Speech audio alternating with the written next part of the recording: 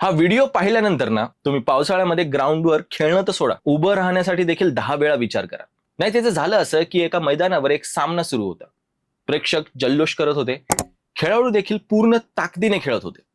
सामना चांगल्याच रंगात आला होता आणि अचानक काही सेकंदासाठी संपूर्ण मैदानच एका प्रचंड प्रकाशाने उजळलं. पुढच्या क्षणी एक खेळाडू जमिनीवर कोसळला. काय झालं कुणालाच समजलं नाही, पण त्या काही सेकंदांनी एका कुटुंबाचा मुलगा कायमचा हिरावून घेतला. कारण ती एक अदृश्य शक्ती होती, वीज. आज आपण या धक्कादायक घटनेबद्दल जाणून घेणार आहोत. पण त्याहूनही महत्वाचं म्हणजे वीज कोसळल्यावर स्वतःचा जीव कसा वाचवायचा हेही आज आपण समजून घेणार आहोत. कारण ही माहिती कधीतरी तुमचा देखील जीव वाचवू शकते. नमस्कार, मी विशाल विठ्ठल आणि तुम्ही बघताय सॉर्ट आउट. ही घटना घडली मलेशियातील गोलोक FA कप या स्थानिक फुटबॉल स्पर्धेमध्ये. सामना सुरू होता स्थानिक संघ सॅम कोल्ड्स आणि थायलंडच्या अबू नॉन सिरिंग या संघांमध्ये.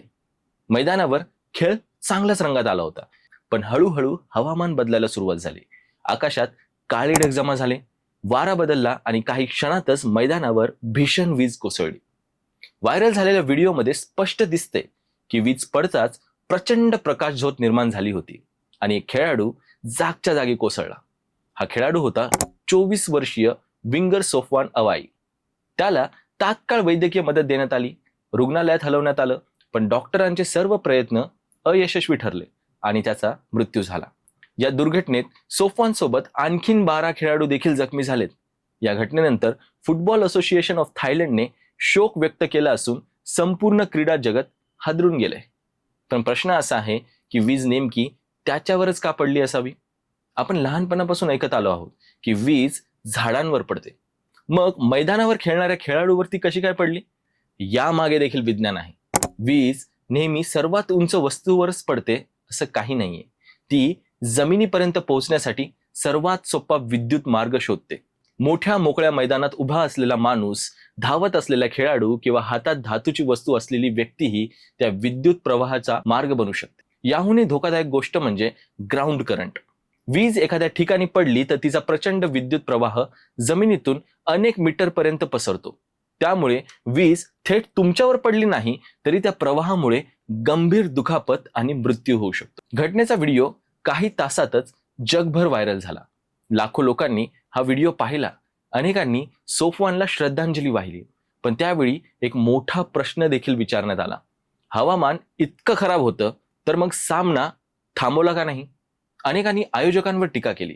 काहींनी म्हटलं की गडगडाट सुरू होताच सामना थांबायला हवा होता, कारण खेळ पुन्हा खेळता येतो, पण गेलेला जीव परत आणता येत नाही. द इंडिपेंडंटच्या वृत्तानुसार थायलंडमध्ये वीज कोसळून मृत्यू होण्याच्या घटना वारंवार घडत आहे. सन 2020 ते 2024 या 5 वर्षातच तब्बल 283 लोकांचा मृत्यू केवळ आणि केवळ वीज कोसळल्यामुळे झाला आहे. म्हणजे सरासरी दरवर्षी जवळपास 60 जणांचा मृत्यू. पण धक्कादायक बाब म्हणजे फक्त थायलंडच नाही तर आपला भारतही वीज कोसळून होणाऱ्या मृत्यूंच्या बाबतीत जगातील सर्वाधिक प्रभावित देशांपैकी एक आहे. दरवर्षी शेकडो नाही तर हजारो लोक या नैसर्गिक आपत्तीत आपला जीव गमावतात. विशेष करून शेतकरी, मोकळ्या मैदानात काम करणारी लोक आणि खेळाडू यांना याचा सर्वाधिक धोका असतो. आता सर्वात महत्वाचा भाग, जर तुम्ही हा व्हिडिओ इथपर्यंत पाहिला असेल ना तर पुढची काही मिनिटं काळजीपूर्वक ऐका, कारण ही माहिती तुमचा किंवा तुमच्या जवळच्या व्यक्तीचा जीव वाचू शकते. आता सर्वात पहिला नियम लक्षात ठेवा, वेन थंडर रोर्स गो इनडोर्स. म्हणजेच जर का तुम्हाला विजेच्या गडगडाटाचा आवाज ऐकू आला तर वीज तुमच्या पुरेशी जवळ आहे. सुरक्षित ठिकाणी जाण्यासाठी अजिबात वेळ वाया घालू नका. जर तुम्ही मैदानात, शेतात किंवा मोकळ्या जागेत असाल तर तिथून ताबडतोब बाहेर पडा. मोठ्या झाडाखाली उभं राहू नका, विजेच्या खांबाजवळ थांबू नका, पाण्याजवळ जाऊ नका आणि धातूच्या कुंपणांना किंवा लोखंडी वस्तूंना स्पर्श अजिबात करू नका. जर जवळ एखादी इमारत किंवा बंद गाडी उपलब्ध असेल तर त्यामध्ये आश्रय घ्या. गाडीत बसलात तर धातूंच्या भागांना हात लावू नका आणि जर काहीच उपलब्ध नसेल ना तर जमिनीवर पूर्ण झोपू नका. त्याऐवजी दोन्ही पाय एकत्र ठेवून गुडघे वाकून शक्य होईल तितके खाली बसा आणि कान झाकून घ्या. यामुळे जमिनीशी संपर्क कमी राहतो आणि ग्राउंड करंटचा धोका काही प्रमाणात कमी नक्कीच होतो. आणखीन एक महत्वाचा नियम लक्षात ठेवा, वीज चमकल्यानंतर गडगडाट ऐकू येईपर्यंत सेकंद मोजा. जर हा वेळ 30 सेकंदापेक्षा कमी असेल तर वीज तुमच्या अत्यंत जवळ आहे आणि वादळ थांबले असं जरी वाटत असलं ना तरी लगेच बाहेर पडू नका. शेवटचा गडगडाट ऐकू आल्यानंतर किमान 30 मिनिट तरी सुरक्षित ठिकाणीच थांबा. सोफवान अवाईला आपण परत आणू शकत नाहीत, पण त्याच्या मृत्यूतून आपण एक धडा नक्कीच शिकू शकतो. निसर्गापुढे कोणता खेळ, कोणतीही स्पर्धा किंवा कोणतंही काम मोठं नसतं. हवामानाचा इशारा कधीच दुर्लक्ष करू नका, कारण एका चुकीच्या निर्णयाची किंमत संपूर्ण आयुष्य असू शकते.